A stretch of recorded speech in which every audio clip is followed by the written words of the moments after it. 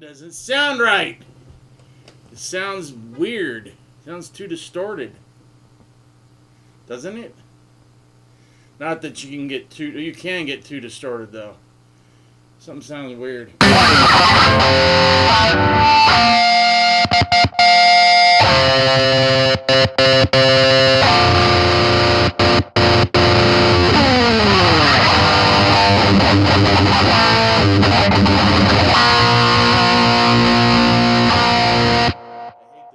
I hate it. It's a really old Fender yellow pick. It's horrible. It's like a thin. You can't play with a thin pick. Oh man.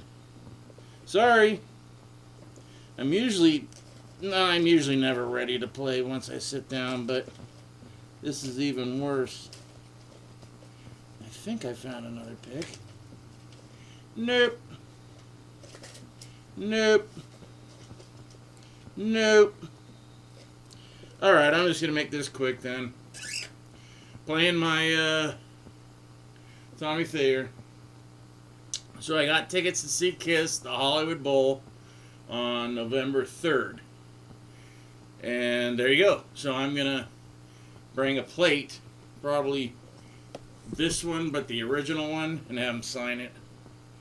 And, so there, it'll be worth more than whatever it's worth now. I mean, right now it's worth about $1,200 to whatever. If it's signed, it'll be worth a little more. And it'll just be signed, not to me, because that brings it down. Now, if you get it signed and you get someone taking a picture of you getting it signed, or you have proof of authenticity, then it brings it way up. There you go.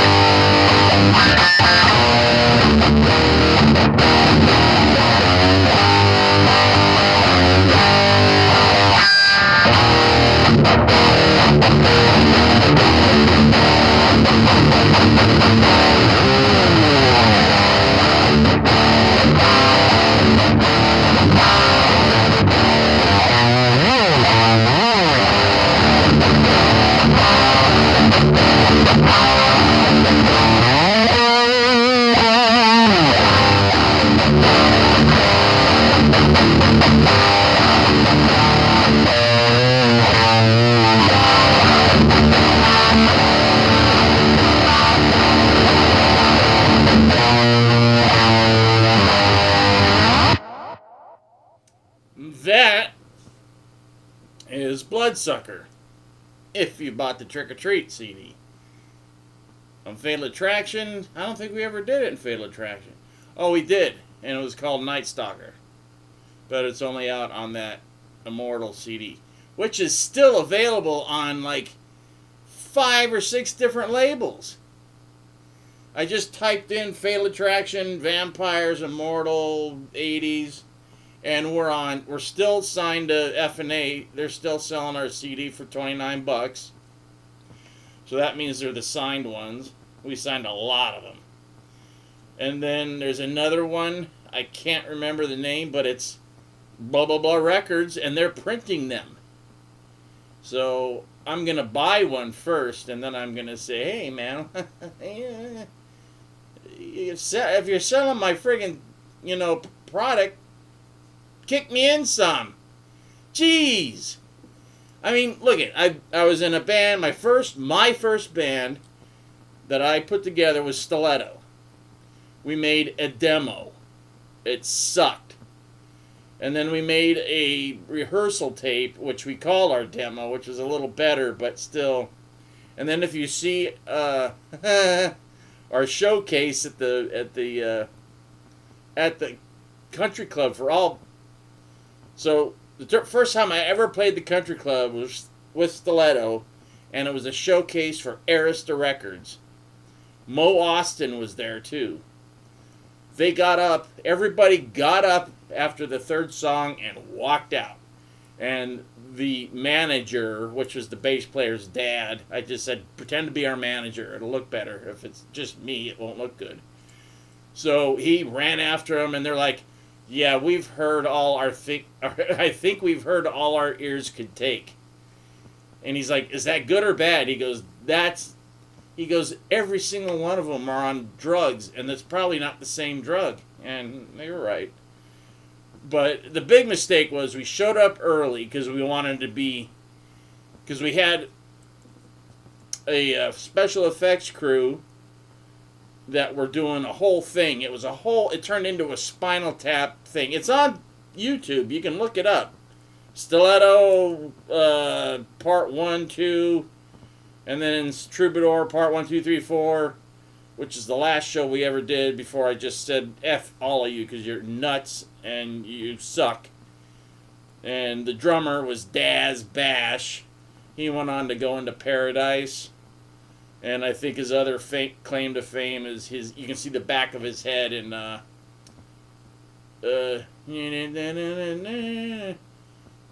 one step,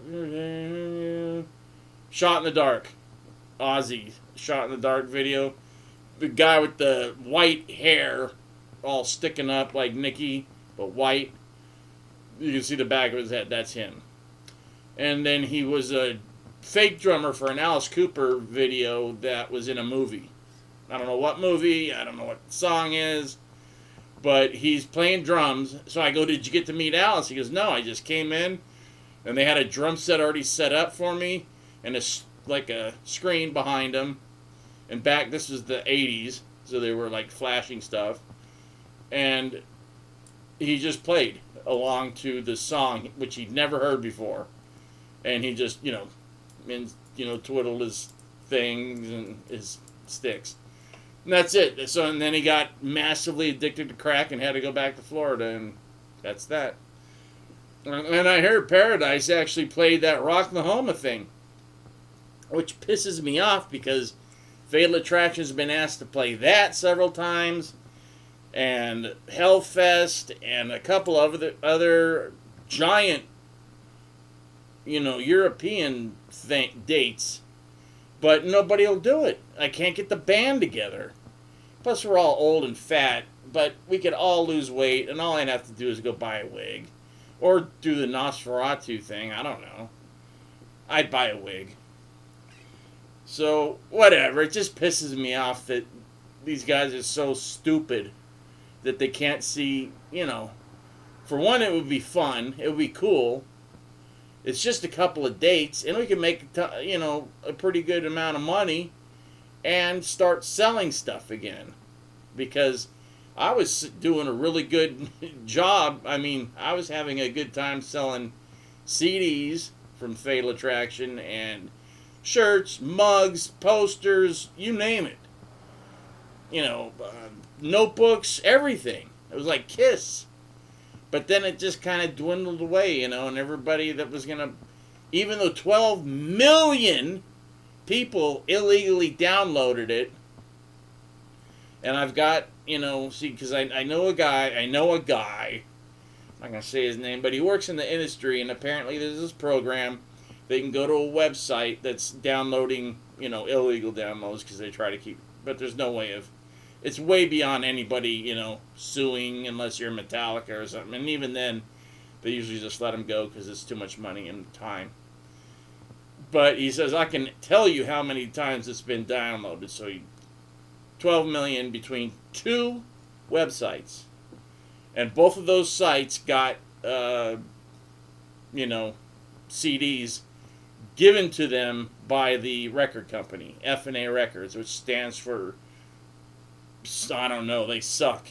It should just be called We Suck Records and get high all night and day, because that's all they do. Is the money they get, they don't give it to you, they give it to drugs, and they take the drugs and whatever. They suck ass.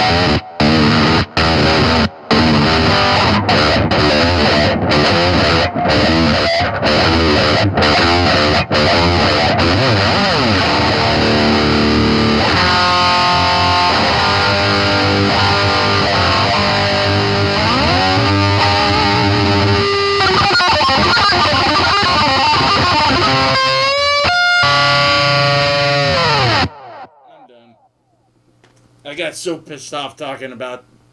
I know a lot of bands have been ripped off, 80s, especially 80s sucker bands, but we did good. We were selling out every single club on the strip. And then, Fatal Attraction, and then I said, why don't we just go on our own tour? We can book shows, and we can, book them, so, we'll start here, and then we'll go to Arizona or Nevada, whatever will take us first, and then we'll go to the next, and then we'll go to the next, and next, and next, and next, and next, and we'll make a big circle.